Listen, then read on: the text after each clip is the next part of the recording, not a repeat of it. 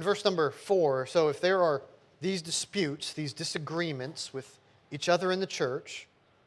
why would you go outside the church, especially go outside the church first, in order to solve those things? There is a theological idea known as subsidiarity, and that sounds like a big term, but it's really simple. It means that it's best to deal with things on the smallest level necessary. Before you elevate it to something high, you deal with it small, you deal with it low. For instance, in the civil realm,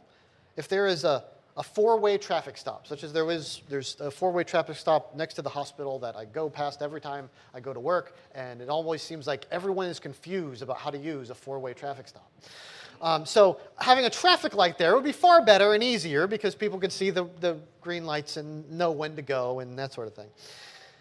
But it's far better for us to go to our local city or county to get that done,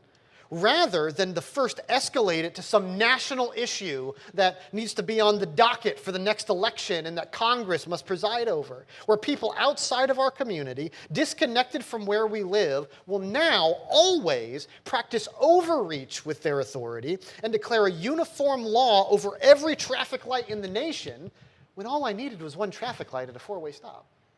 We deal with it on the smallest level possible before we escalate it higher.